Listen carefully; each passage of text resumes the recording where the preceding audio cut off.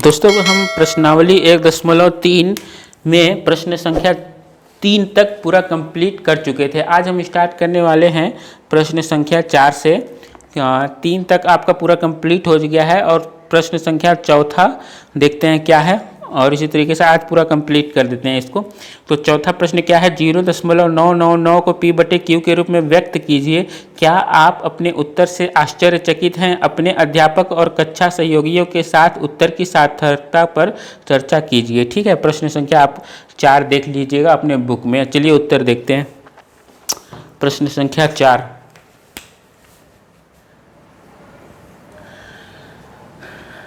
क्या कह रहा है कि 0.999 को क्या करना है बच्चों, P/Q के रूप में बदलना है। P/Q के रूप में बदलना है। ठीक है बच्चों, तो चलो हम देख लेते हैं। माना x बराबर में क्या है, 0.999। ठीक है, और अब इसको क्या ले लेते हैं, समीकरण नंबर 1। समीकरण नंबर 1, दोनों पक्षों में, यानी एक पक्ष इधर, इधर पक्ष, इधर वाले को क्या बोला जाता है, लेफ्ट हैंड साइड, और इसको क्या बोला जाता है, राइट हैंड साइड। तो दोनों पक्षों में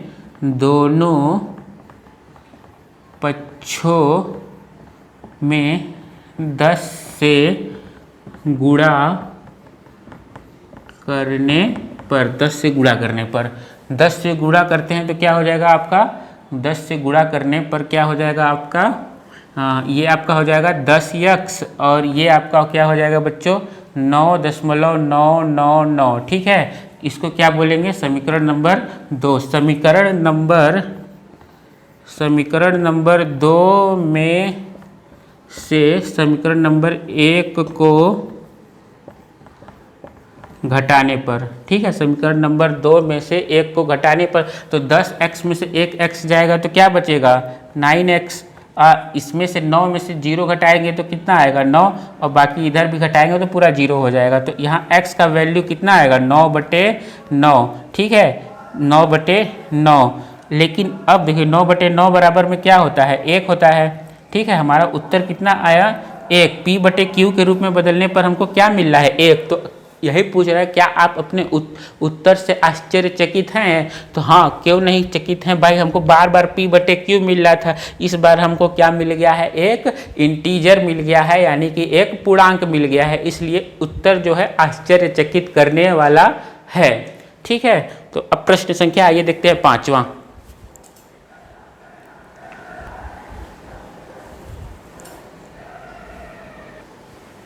आइए देखते हैं प्रश्न संख्या 5। प्रश्न संख्या 5 क्या कहता है वो देख लीजिए। प्रश्न संख्या 5 कह रहा है कि 1/17 के दशमलव प्रसार में अंकों की पुनरावृत्ति खंड में अंकों की अधिकतम संख्या क्या हो सकती है। अपने उत्तर की जांच करने के लिए विभाजन क्रिया का इस्तेमाल कीजिए। तो आइए देखते हैं कि क्या कह रहा है प्रश्न। प्रश्न है 1/17। 1/17 को क्या कह रहा है कि जब हम 1 को जब 17 से भाग देंगे, ठीक है, 1 को जब हम 17 से भाग देंगे, देखिए मैंने यहाँ पहले से ही लिख करके रखा हुआ है। क्यों लिख के रखा होगा अब आपको समझ में आएगा, क्योंकि इसी का इस्तेमाल करके हम भाग देंगे। क्योंकि अब भाई बहुत दिन हो गया है तो मुझे थोड़ा पहाड़ा भी भूल गया है, तो इसलिए मैंने लिख लिया है। तो चलिए देखते हैं, 17 में जब 1 से भाग देंगे तो क्या होता है। ठीक है, उसमें देखिए जैसे किसी भी संख्या में हम किसी भी संख्या से भाग देते हैं तो उसके भागफल में क्या होता है, कुछ समय के बाद दोहराव आने लगता है। हर संख्या में नहीं होता है, मतलब किसी किसी संख्या में होता है। तो इसमें बता दिया है कि संख्याओं का क्या होगा, इसमें दोहराव होगा। यानी ये किस तरीके का है, ये है आपका शांत प्रकार का, ठीक है, अनवसानी आवर्ती प्रकार का ये दशमलव प्रसार होने वाला है, जिसमें अंकों का क्या होता है, दोहराव होता है। ठीक है, भागफल में अंकों का क्या होता है, दोहराव होता है। तो आइए चलिए देखते हैं। तो उसमें पूछ रहा है कि कितने अंकों के पश्चात इसमें दोहराव दोबारा होगा। यही प्रश्न का मेन मोटिव है कहने का। तो चलिए देखते हैं। 17/1, देखिए 17 में इसको भाग देंगे तो क्या होगा, देखिए यहाँ दशमलव लगाएंगे, यहाँ 0 बढ़ाएंगे। ठीक है, 17 में लगाया, यहाँ पे 0 बढ़ाया, फिर भी नहीं जा रहा है तो अब यहाँ 0 लगाएंगे और फिर यहाँ 0 लगाएंगे। अब 100 हो गया है तो कितनी बार में जाएगा, 17 × 5 = 85। तो आपका कितना बचेगा, 15 बचा। ठीक है, 15 बचा, दशमलव लगा है, यहाँ 0 बढ़ा है, 17 पच्चे 85 और आपका कितनी बार में जाएगा, आपका जाएगा 17 अठे 136, तो कितना बचा आपका 14, यहाँ दशमलव लगा है, फिर यहाँ 0 बढ़ा है, अब फिर जाएगा 17 अठे 136, 17 अठे 136, फिर देखिए यहाँ कितना बच गया, 4 बच गया, अब यहाँ दशमलव लगा है, 0 बढ़ाया, अब कितनी बार में जाएगा, 17 दूना के 34, कितना जाएगा 17 दूना के 34, यहाँ 6 बढ़ गया, यहाँ दशमलव लगा है, यहाँ 0 बढ़ाया, 60 हो गया, अब कितनी बार में जाएगा, 17 पच्चे 85 हो जा रहा है, 17 चौके 68, 17 तियाँ 51, 3 बार में जाएगा, 17 तियाँ 51, तो इसमें से इसको घटा दिए तो कितना हो जाएगा आपका 9, दशमलव लगा है, 0 बढ़ाते हैं, अब कितनी बार में जाएगा, 17 पच्चे 85, 17 पच्चे आपका क्या हो गया 85, ऋण कितना आ गया 5, फिर यहाँ दशमलव लगा है, यहाँ 0 लगा दिए, अब कितनी बार में जाएगा, 17 पच्चे 85 तो हो जा रहा है, कितनी बार में, 17 तिया 51, 17 दूना के 34, 2 बार जाएगा, 17 दूना के 34, तो कितना बचा यहाँ पे 16, कितना आया 16, तो 16 आया, तो यहाँ पे हमने दशमलव लगा है तो 0 उतार लिया है। ठीक है दोस्तों, यहाँ पे 0 उतार लिया। अब देखते हैं कि कैमरे में दिख रहा है कि नहीं, चलिए एक लाइन दिख सकता है, थोड़ा मैं छोटा लिखूंगा तो अब कितनी बार में जाएगा 160, यानी 17 नवैया 153, तो कितना बचेगा हमारा 7 बचेगा, कितना बचेगा 7 बचेगा। अब चलिए आगे इधर हल करते हैं, हमारा 7 बचा है, उसको भाग देना है 17 से, देखिए दशमलव लगा हुआ है तो यहाँ पे 0 हम उतार सकते हैं। अब कितनी बार में जाएगा, 17 चौके 68, चलिए वहाँ तक हो गया है ना, 17 चौके 68, कितना आया 2 आया, फिर दशमलव लगा है तो 0 उतार सकते हैं, देखिए यहाँ दशमलव लग गया है तो बार बार 0 हम उतार सकते हैं, तो 17 के 17 और 17 एक ही बार जाएगा, तो 17 एकम में 17, यहाँ कितना बचा 3 बचा, फिर यहाँ पे दशमलव लगा ही है तो 0 बढ़ा सकते हैं, तो कितनी बार में जाएगा 17 एकम में 17, यहाँ पे कितना आ गया 13 आया, फिर दशमलव लगा ही है तो यहाँ 0 उतार जो 130 आया, तो यानी कि 17 सते 119, ठीक है 17 सते 119, यहाँ 7 उतारिए, 17 सते 119, तो 119 आया, तो यहाँ कितना बच गया 11, यहाँ 11 बच गया, तो दशमलव लगा ही है तो यहाँ पे 0 बढ़ाइए, अब कितनी बार में जाएगा 110 से कम रहना चाहिए, यानी कि 17 छक्का 102, 17 छक्के 102, 17 छक्का 102, तो अब आपका कितना आ गया 8 आ गया, यहाँ कितना आया 8, दशमलव लगा ही हुआ है, 0 बढ़ाइए, अब कितनी बार में जाएगा 68, 4 बार में जाएगा, 17 चौका 68, 17 चौका 68, अब देखिए 80 में से 68 जाएगा तो कितना बचेगा, 80 में से 68 जाएगा तो आपका बच गया 12, बच्चों 12 बच गया। अब यहाँ दशमलव लगा ही हुआ है ऊपर, तो 0 120 से कम कितना है 119, 17 सते 119, 17 सते आपका कितना आ गया 119, अब घटाएंगे तो कितना बचेगा केवल 1। अब दोस्तों देखिए यहाँ 1 आ गया, शुरुआत हमने कहाँ से किया था 1 से आ गया, यानी कि अब अंकों का दोहराव स्टार्ट होगा, अब हमको आगे नहीं ले जाना है, अब हम फिर से वहीं पहुँच गए हैं, अब फिर भाग देंगे तो हमको यही नंबर मिलेगा। तो चलिए आइए टोटल नंबर वो कौन सा है, आइए देख लेते हैं कौन सा वो नंबर है, इसमें हम लिख लेते हैं इसके आगे 4 1 1 7 6 4 7, ठीक है दोस्तों। अब इनको काउंट कर लेते हैं, 1 2 3 4 5 6 7 8 9 10 11 12 13 14 15 16, तो टोटल बच्चों कितने नंबर हैं 16 अंक हैं। इन 16 अंकों के बाद पुनरावृत्ति चालू हो जाएगी, पुनरावृत्ति स्टार्ट हो जाएगी, इस मतलब क्या कह सकते हैं चालू हो जाएगी, चालू शब्द ठीक नहीं है, प्रारंभ हो जाएगी, आरंभ हो जाएगी, ऐसा लिख सकते हैं, आरंभ हो जाएगी, यानी कि फिर से अब हम भाग को अगर आगे बढ़ाएंगे तो फिर से यहीं से स्टार्ट हो जाएगा 0 5 8 8 2 3 5 2 9 4, यही संख्या अब बार बार आएगी, यानी कि इस संख्या के ऊपर बार का निशान लगा दें, यानी कि यही संख्या क्या आएगी आपकी बार बार आएगी, यानी कि 16 अंकों के पश्चात संख्याओं का पुनरावृत्ति होगा। तो प्रश्न आपको समझ में आ गया होगा, उम्मीद है।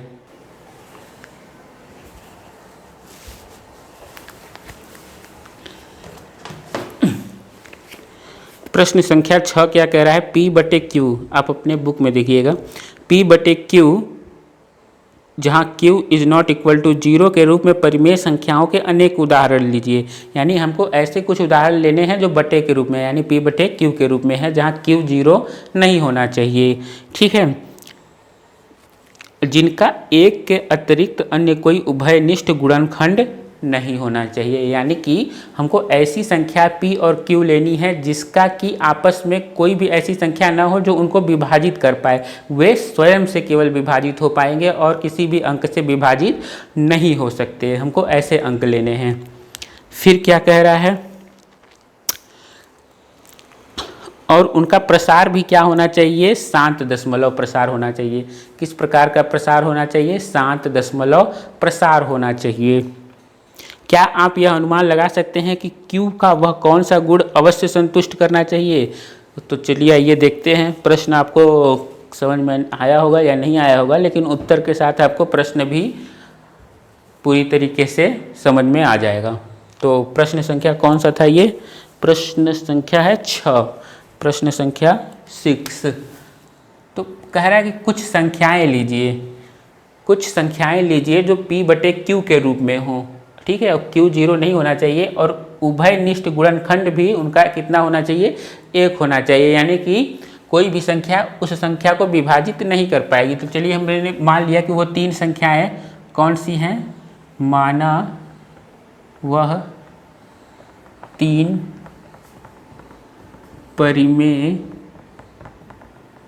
संख्या है, मतलब अपने हिसाब से बढ़िया से लिख लीजिएगा, संख्याएं हैं। कौन कौन सी संख्याएं हैं, 1/2, 1/4 और 5/8। देखिए हमने ये संख्याएं ले ली हैं। हमने देखिए 1 और 2 में कोई उभयनिष्ठ गुणनखंड है, नहीं है। यानी कि 1 को भी कोई संख्या ऐसा नहीं है जो काट सके, ये स्वयं से विभाजित हो सकता है, 2 भी स्वयं से विभाजित हो सकता है, 1 भी स्वयं से विभाजित हो सकता है और 4 भी स्वयं से ही, मतलब ये 4 को क्या कर सकता है, दोनों में उभयनिष्ठ गुणनखंड क्या है, कोई संख्या नहीं है। इस तरह 5 और इस तरह 8 भी। ठीक है, अब हमको तीनों को ध्यान से हम चलिए देखते हैं। तो पहले हम 1/2 पे विचार करते हैं। चलिए 1/2 पे विचार करते हैं। 1/2, चलिए क्या हम 1/2 को यहाँ 5 से गुणा कर सकते हैं, और जब यहाँ 5 से गुणा करके 5 से इधर गुणा कर दिए तो क्या हो गया, 5/10।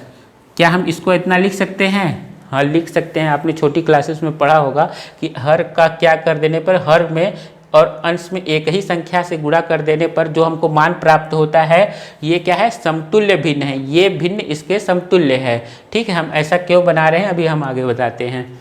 ठीक है, अब 1/4 को लीजिए, 1/4 को लीजिए।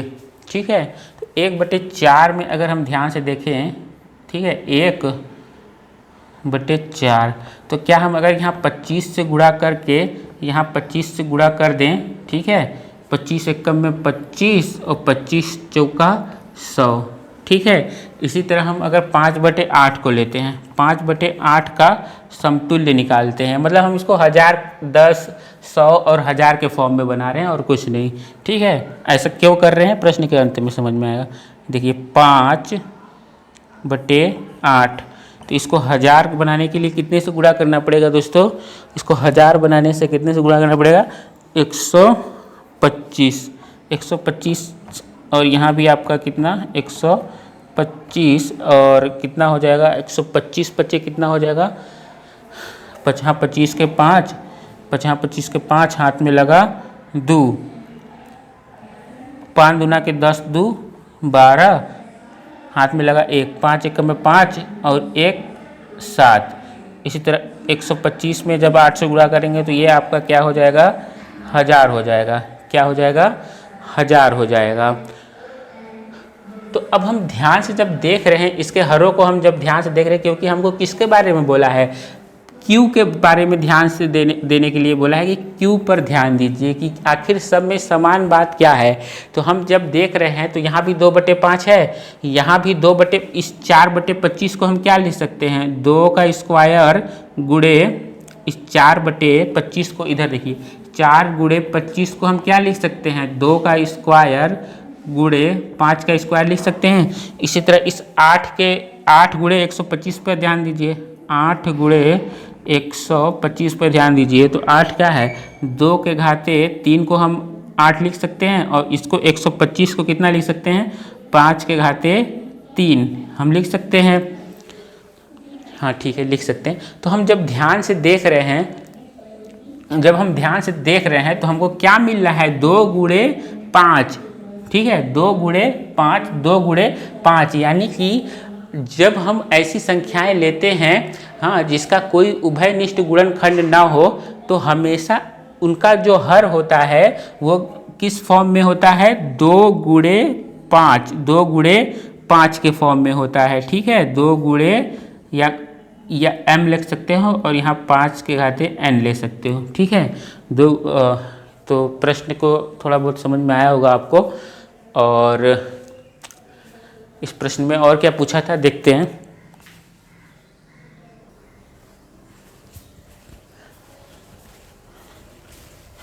दोस्तों आप ध्यान से देखेंगे तो ये सभी संख्याएं एक दूसरे को टर्मिनेट भी कर रही हैं, जो प्रश्न में पूछा था कि ये सभी संख्याएं इसको क्या करनी चाहिए, टर्मिनेट करनी चाहिए। तो हाँ, अब देखिए ये जब भी ऐसे फॉर्म में होगा तो ये इसको काट ही देगा पूरी तरीके से। क्या हो जाएगा आपका 0.5, ये क्या हो जाएगा आपका 2 अंक इधर आ जाएगा, 1 इधर, तो क्या हो जाएगा 0.25। इसी तरह इसमें 3 अंक 1 2 3, तो हमको क्या मिलेगा 0.725। तो ये किस प्रकार के हैं, शांत प्रकार के दशमलव प्रसार हैं। और इनमें जो Q है वो क्या है, 2 गुणे 5 के फॉर्म में होता है। ठीक है, तो प्रश्न आपको समझ में आया होगा।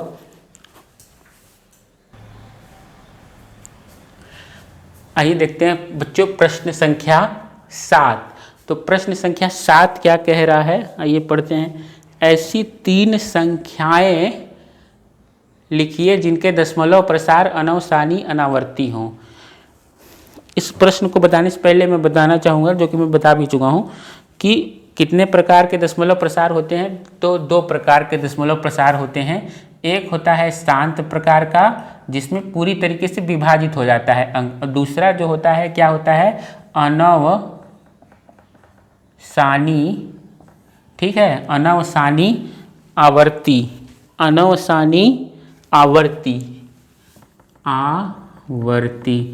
ठीक है दोस्तों, ये दोनों तो होता है परिमेय संख्याओं के लिए। ठीक है, और अपरिमेय संख्याएं क्या होती हैं, वो होती हैं अनवसानी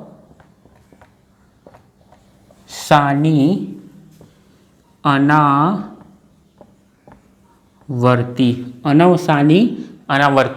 ठीक है, अनावसानी अनावर्ती टाइप की होती हैं। ये किस तरह की होती हैं, अनवसानी अनावर्ती। तो अनवसानी अनावर्ती और अनवसानी आवर्ती में क्या अंतर होता है, आइए देखते हैं। देखिए बच्चों, जो अनवसानी आवर्ती होता है उसमें जो संख्याएं होती है, मान लो 7 ले लो, तो इसमें संख्या जो रहती है वो बार बार दोहराव होता है, और जो रहता है ये कभी कटता नहीं है और ये चलता चला जाता है। अनवसानी अनावर्ती में क्या है कि इसमें संख्याओं में, इसमें भी क्या होता है, कटता नहीं, ये चलता ही जाता है, लेकिन इसमें संख्याओं, किसी भी संख्या का दोहराव नहीं होता है। जैसे यहाँ 777 दोहराव हो रहा है, तो इसमें दोहराव नहीं होगा। इसमें बच्चों 1 0 1 0 0 1 किसी भी संख्या का दोहराव नहीं होगा।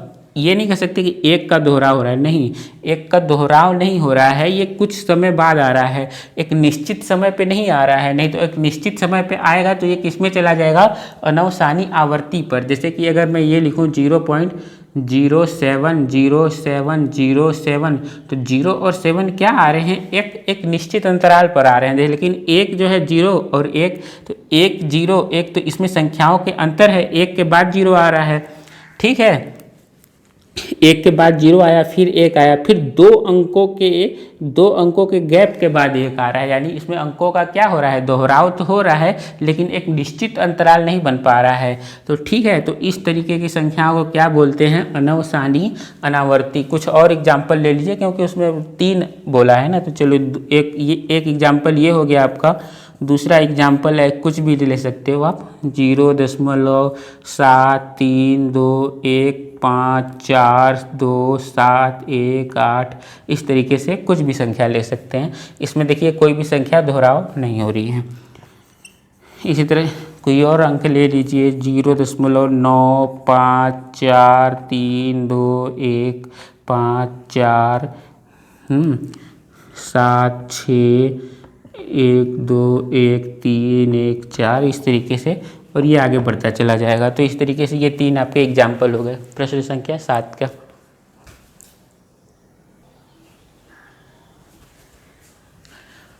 आइए देखते हैं प्रश्न संख्या 8। तो प्रश्न संख्या 8 में कह रहा है कि 5/7 और 9/11 ये 2 परिमेय संख्याएं दी हुई हैं। इन 2 परिमेय संख्याओं के बीच में हमको 3 अपरिमेय संख्याएं ज्ञात करनी हैं। ठीक है, तो जब हमने क्या किया, 5/7 है ना, तो ये 5 को 7 से भाग दिया तो हमको क्या मिला, 7 1 4 2 8 5, और इस तरीके से ये बार बार एक ही नंबर आ रहा है। ठीक है, और 9/11 तो 11 है, तो इसको 9 से भाग दिए तो हमको क्या मिल गया, हमको 0.81। ठीक है, इस बार का मतलब ये है कि ये संख्या बार बार आ रही है, यानी कि 8 1, हाँ 8 1 ऐसे ये बार बार आ रही है। तो देखिए इन दोनों संख्याओं के बीच में हमको 3 अपरिमेय संख्याएं ज्ञात करनी, तो ये बड़ा आसान काम है। ये बिल्कुल ऐसा ही है जैसे आपको बोला जाए कि संख्या 1000 के बीच 1000 और 2000 के बीच में 3 सम संख्याएं बतानी है। तो वो सम संख्याएं कुछ भी हो सकती हैं। ठीक है, वो सम संख्याएं कुछ भी हो सकती हैं, आप अपने हिसाब से निकाल सकते हैं। ठीक है, तो इस तरीके से आप बहुत सारी सम संख्याएं निकाल, इसी तरह इनके और इनके बीच में असंख्य नहीं कह सकते, यानी कि बहुत सारी अपरिमेय संख्याएं भी होती हैं। तो आइए उनको विचार करते हैं। अपरिमेय संख्याएं क्या होती हैं कि अपरिमेय संख्याएं वे संख्याएं होती हैं जिनको P/Q के रूप में नहीं लिखा जा सकता है। ठीक है, और वो किस तरीके की होती हैं, अनवसानी अनावर्ती टाइप की होती हैं, जिनमें संख्याओं का क्या होता है, दोहराव नहीं होता है। ठीक है, तो ये देखते हैं, चलिए यह है 0.7, जो भी अंक आएगा इसके बाद का ही आएगा, तो इसके 0.7 है, तो इसके बाद मान लीजिए यहाँ 2 कर लीजिए। ठीक है, फिर 4 2 8 5 7 6 3 2 कुछ भी कर सकते हैं। तो ये अंक इसके बाद ही तो आएगा, ये वाला अंक। ठीक है, और इससे पहले है ना, ये 8 1 के बाद नहीं होना चाहिए, उससे पहले होना चाहिए। फिर इसी तरीके 0.7 3 4 2 8 5 4 3 2 1 बहुत हो गया, तो इस तरीके से। ठीक है, इस तरीके से एक और अंक आप ले सकते हैं, 0.7 5 3 4 2 1। ये जितनी भी संख्याएं हैं इसके और इसके बीच में ही ये संख्याएं आएंगी। और आप देख सकते हैं कि इन संख्याओं में कहीं पे भी किसी भी संख्या का रिपीटिशन या दोहराव नहीं हो रहा है, अतः ये अनवसानी अनावर्ती टाइप की हैं, यानी कि ये अपरिमेय संख्याएं हम इनको कह सकते हैं। और ये संख्याएं इन दोनों संख्याओं के मध्य में भी निवास करती हैं। तो ये वो 3 संख्याएं हैं जो इन 2 परिमेय संख्याओं के बीच में वो ये 3 अपरिमेय संख्याएं हैं।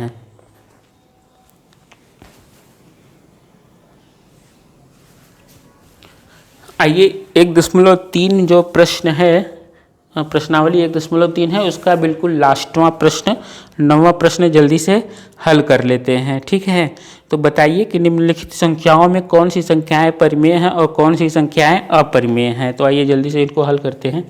आज बच्चों मैं सुबह से ही पढ़ा रहा हूँ, तो मेरा जो है कि एनर्जी लेवल काफ़ी नीचे गिर गया होगा, आप मेरी आवाज़ से पता कर सकते हैं, काफ़ी धीरे मैं बोल रहा हूँ क्योंकि काफ़ी थक भी गए हैं। तो चलिए देखते हैं पहला प्रश्न क्या है। पहला प्रश्न क्या है आपका, √23। √23 ये कैसी संख्या है, ये एक तरीके की अपरिमेय संख्याएं हैं। अपरिमेय संख्या है, क्यों है अपरिमेय संख्या, क्योंकि जो भी संख्या, जिस संख्या का वर्गमूल नहीं निकाला जा सकता ना, एक पूर्णांक के रूप में नहीं निकाला जा सकता, वे सभी परिमेय, वो सभी संख्याएं क्या होती हैं, अपरिमेय संख्याएं होती हैं। 23 का वर्गमूल नहीं निकाला जा सकता, तो ये क्या हो गया, अपरिमेय हो गया। अब दूसरा प्रश्न क्या है, दूसरा प्रश्न है 225, तो इसको देखो निकाला जा सकता है 25 × 25, तो ये किसका वर्गमूल है? 25 का वर्गमूल है। और जो कि 25 एक क्या है? एक परिमेय संख्या है। क्या है? परिमेय संख्या है। सभी जितने भी इंटीजर होते हैं वो सभी क्या होते हैं? परिमेय संख्याएं होती हैं। तो 25 भी एक इंटीजर है, यानी पूर्णांक संख्या है, तो ये एक प्रकार का परिमेय संख्या है। अब देखिए तीसरा प्रश्न 0.3796 3796 है, 3796। इस संख्या को देख करके पता चल रहा है बच्चों ये पूरी तरीके से विभाजित हो गया है। तो ये किस प्रकार की संख्या है? शांत प्रकार की संख्या है। तो सभी जितनी भी शांत और अनवसानी आवर्ती जो संख्याएं होती हैं वो किस में आती हैं? परिमेय संख्याओं में आती हैं। तो ये भी क्या है बच्चों? परिमेय संख्या है। अब आते हैं चौथे प्रश्न पे। तो देखिए क्या है, 7.47847 ठीक है बच्चों। देखिए 478 ध्यान से देखिएगा, 478 बार बार संख्याओं का क्या दोहराव हो रहा है। तो ये क्या हो गया आपका? अनवसानी आवर्ती का मतलब बार बार दोहराव होना। तो ये किस प्रकार की संख्या हो जाएगी? ये परिमेय संख्या हो जाएगी। ये याद रखिए, ये क्या हो जाएगी? आपकी परिमेय संख्याएं हो जाएंगी। अब आपका है लास्टवां प्रश्न, ध्यान से देखते हैं। जीरो नहीं है, 1 है। 1.101010101001 ठीक है, ये संख्या है। और तो हम बच्चों देख रहे हैं कि किसी भी संख्या का दोहराव नहीं हो रहा है। तो ये किस प्रकार की संख्या है? अनवसानी अनावर्ती। ये किस प्रकार की संख्या है? अनवसानी अनावसानी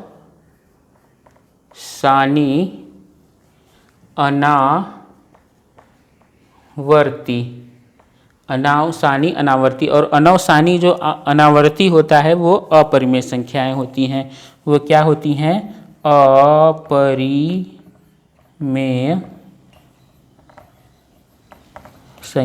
अपरिमेय संख्याएं होती हैं। ठीक है, तो इस तरीके से आपको समझ में आया होगा परिमेय और अपरिमेय। और आपका ये प्रश्नावली 1.3 खत्म होता है। अब मिलते हैं प्रश्नावली 1.4 के साथ।